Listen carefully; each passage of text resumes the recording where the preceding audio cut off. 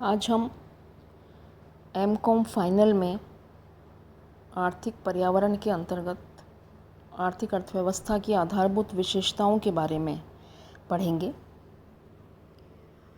भारतीय अर्थव्यवस्था एक विकासशील अर्थव्यवस्था है। जनसंख्या की दृष्टि से विश्व में इसका दूसरा स्थान है। भारतीय अर्थव्यवस्था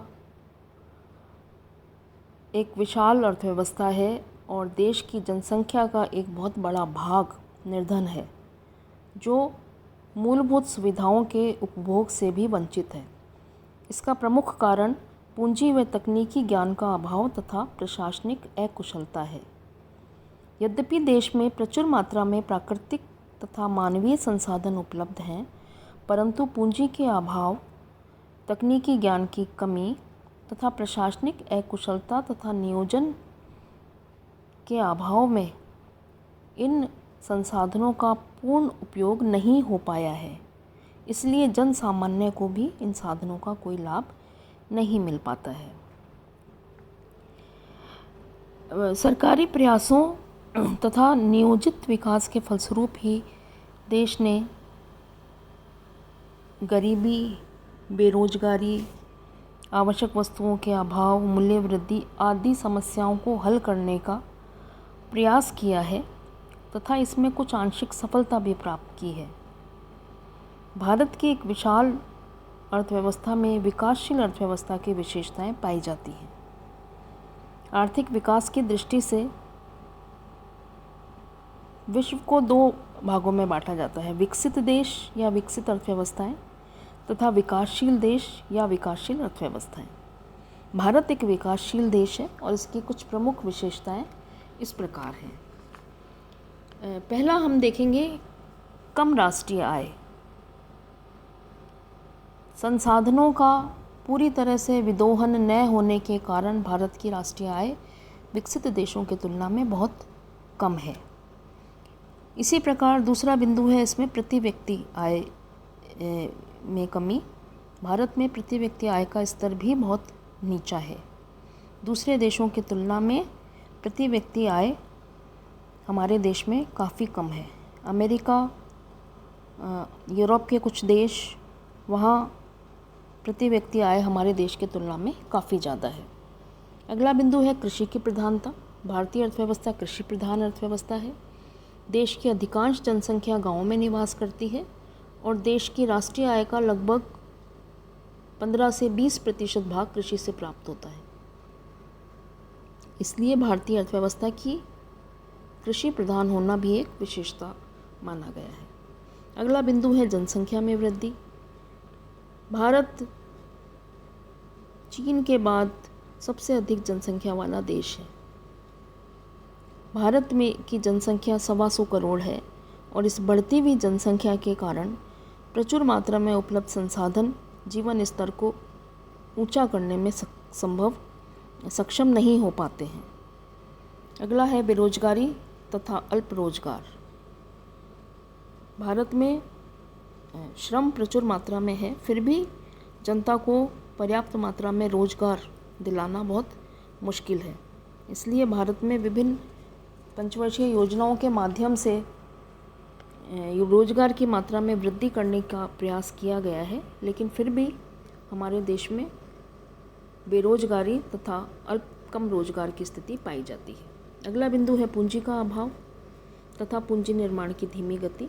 भारत में प्रति व्यक्ति आय कम होने के कारण अर्थव्यवस्था में बचत और विनियोग का स्तर कम है, नीचा है, और देश में बचत अनुत्पादक कार्यों में व्यय होने से पूंजी की कमी हमेशा बनी रहती है। भारत में प्रति व्यक्ति आय बहुत कम है। आर्थिक विकास में थोड़ी सी भी आय बढ़ने पर वे अपनी इच्छाओं को पूरा करने में लग जाते हैं, जैसे मकान बनाना या जेवर खरीदना या और कुछ परचेजिंग करना। इस प्रकार परचेजिंग पावर जो है उसको जैसे जैसे वो बढ़ती है वैसे पूंजी निर्माण की गति धीमी हो जाती है। अगला बिंदु है निम्न जीवन स्तर। किसी भी देश का उच्च जीवन स्तर उस देश की प्रगति को बताता है। भारत के लोगों के प्रति व्यक्ति आय कम होने के कारण यहाँ पर लोगों का जीवन स्तर अपेक्षाकृत नीचा है। यहाँ की अधिकांश जनता कुपोषण की शिकार है। यहाँ प्रति व्यक्ति पर्याप्त मात्रा में कैलोरी पूरी नहीं मिल पाती है, जो कि लगभग 2000 कैलोरी की आवश्यकता, लगभग 3,500 कैलोरी की आवश्यकता मनुष्य को होती है, लेकिन इतनी कैलोरी नहीं इनको मिल पाती है। इसके अतिरिक्त बहुत सारी उपभोग की वस्तुओं का भी यहाँ पर अभाव है। अगला बिंदु है धन और संपत्ति का असमान वितरण। हमारे देश में धन तथा संपत्ति के वितरण में भी काफ़ी असमानताएं पाई गई हैं। अमीर वर्ग काफ़ी अमीर है, गरीब वर्ग काफ़ी गरीब है। शहरी संपत्ति के वितरण में भी काफ़ी असमानताएं हैं, काफ़ी विषमताएं हैं। प्रत्येक शहर में जहाँ बड़ी बड़ी इमारतें हैं, वहाँ झुग्गी झोपड़ियों का क्षेत्र भी काफ़ी है। इस प्रकार से ये आर्थिक विषमताएं अर्थव्यवस्था को विकसित अर्थव्यवस्था की श्रेणी में लाने में संभव नहीं हो पाती हैं। निर्धनता का कुचक्र अर्थव्यवस्था में लगातार चलता रहता है, जिससे देश कभी भी संपन्न नहीं हो सकता और वहाँ निर्धनता बनी रहती है। तकनीकी ज्ञान का अभाव अगला बिंदु है। तकनीकी ज्ञान उतना नहीं है जितना होना चाहिए। भारत में कृषि, उद्योग, परिवहन के क्षेत्र में अभी भी परंपरागत तकनीक जो है उसका इस्तेमाल किया जाता है। आधुनिक तकनीक का प्रयोग अपेक्षाकृत कम किया जाता है और इस कारण भी हमारा देश दूसरे और विकसित अर्थव्यवस्थाओं से पिछड़ा हुआ है। अगला बिंदु है परिवहन तथा संचार के साधनों का अभाव। परिवहन तथा संचार के साधन भी उतने विकसित नहीं है जितने होने चाहिए। हालांकि पिछले काफ़ी वर्षों में गाँवों को सड़कों से जोड़ा गया है और वहाँ पर यातायात के साधन उपलब्ध कराए गए हैं, लेकिन फिर भी सभी गाँवों के अंदर पूरी मात्रा में इन साधनों का विकास नहीं हो पाया है। असंतुलित विदेशी व्यापार। स्वतंत्रता के पश्चात हमारे देश में व्यापार शेष अधिकांश रूप से प्रतिकूल रहता है, मतलब हमारे आयात अधिक होते हैं, निर्यात कम होते हैं। इस असंतुलन के कारण भी अर्थव्यवस्था विकसित अर्थव्यवस्था की श्रेणी में सम्मिलित नहीं हो पाती। अगला बिंदु है असंतुलित औद्योगिक विकास। औद्योगिक विकास भी इतना संतुलित तरीके से नहीं हो पाया है। अगला बिंदु है संपन्नता में दरिद्रता। ये एक प्रमुख स्थिति देखने को मिलती है भारतीय अर्थव्यवस्था में। भारतीय अर्थव्यवस्था में जहाँ एक प्राकृतिक संसाधन पर्याप्त मात्रा में है तो इस दृष्टिकोण से एक संपन्न राष्ट्र है, लेकिन उन प्राकृतिक संसाधनों का पूरी तरह से विदोहन नहीं हो पाया है। गरीबी तथा बेरोजगारी अर्थव्यवस्था में है। निर्धनता का कुचक्र अर्थव्यवस्था में चलता रहता है। तो इस दृष्टि से हमारा देश जो है वो संपन्न होते हुए भी गरीब देश माना गया है। अगला बिंदु है संपन्नता नियोजित तथा मिश्रित अर्थव्यवस्था। स्वतंत्रता प्राप्ति के पश्चात अर्थव्यवस्था के विकास के लिए नियोजन की प्रक्रिया को हमारी अर्थव्यवस्था ने अपनाया। आर्थिक विकास के लिए पंचवर्षीय योजनाएं बनाई गई। इसलिए यहाँ की अर्थव्यवस्था को मिश्रित अर्थव्यवस्था कहा जाता है, क्योंकि यहाँ सार्वजनिक क्षेत्र और निजी क्षेत्र दोनों ही कार्यरत हैं। तो ये भी हमारी अर्थव्यवस्था की एक विशेषता है कि ये नियोजित तथा मिश्रित अर्थव्यवस्था है, जहाँ दीर्घकालीन योजनाओं के माध्यम से आर्थिक विकास के बारे में निर्धारण किए जाते हैं तथा यहाँ निजी तथा सरकारी क्षेत्र मिलकर कार्य करते हैं। अगला बिंदु है विकासशील अर्थव्यवस्था। अर्थव्यवस्था विकासशील अर्थव्यवस्था है जहाँ विभिन्न योजनाओं और विभिन्न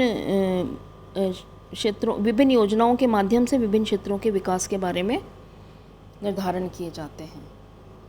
इसके अलावा परंपरागत तकनीक, घाटे की वित्त व्यवस्था, मानसून पर निर्भरता,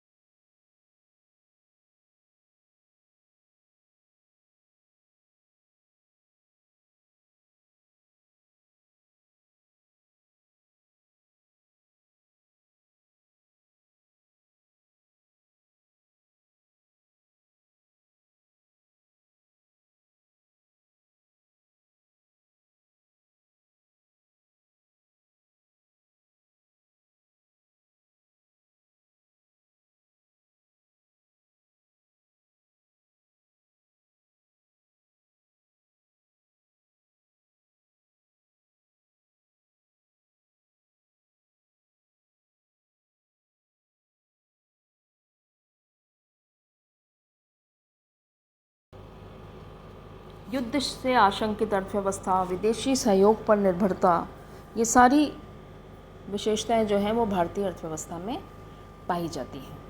इसके बाद हम देखेंगे कि भारतीय अर्थव्यवस्था के आर्थिक विकास में कौन कौन से तत्व बाधक रहे हैं।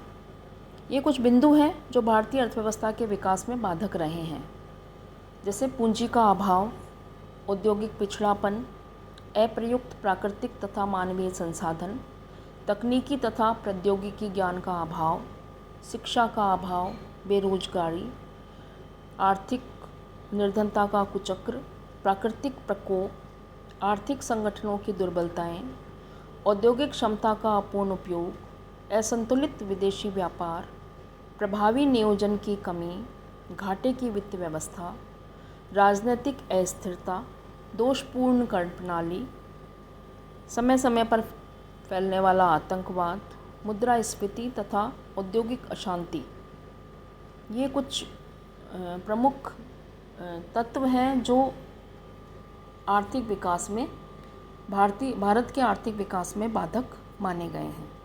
आर्थिक विकास की तीव्र वृद्धि के लिए कुछ सुझाव दिए गए हैं। इसमें अलग अलग क्षेत्रों के बारे में कुछ सुझाव कृषि क्षेत्र के विकास में के बारे में हैं, कुछ सुझाव औद्योगिक क्षेत्र के विकास के बारे में हैं, जिन दोनों क्षेत्रों के द्वारा हम अर्थव्यवस्था को विकास की ओर अग्रसर कर सकते हैं। कृषि विकास के लिए जो सुझाव दिए गए हैं उसमें है भूमि सुधार, संस्थागत कृषि वित्त की व्यवस्था, कृषि आदानों की व्यवस्था, कृषि विपणन व्यवस्था में सुधार, गैर कृषि रोजगार में वृद्धि, सुरक्षित भंडार गृहों की स्थापना आदि सम्मिलित किया गया है।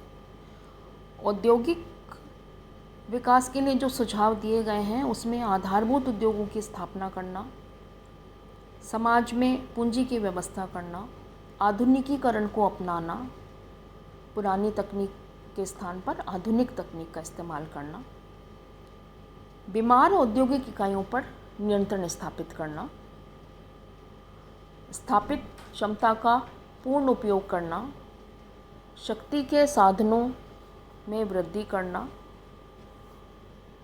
तथा औद्योगिक क्षेत्र की गुणवत्ता में सुधार करना, ये प्रमुख रूप से सम्मिलित किए गए हैं। इसके अलावा कुछ अन्य सुझाव भी दिए गए हैं, जैसे अन्य सुझाव भी हम दे सकते हैं, जैसे बचत तथा विनियोग में वृद्धि, रोजगार के अवसरों में वृद्धि, सामाजिक चेतना जागृत करना, प्रशासनिक कुशलता में वृद्धि करना तथा जन सहयोग लेना। तो ये कुछ प्रमुख भारतीय अर्थव्यवस्था की विशेषताएं तथा उसके विकास के लिए दिए गए सुझाव हैं। धन्यवाद।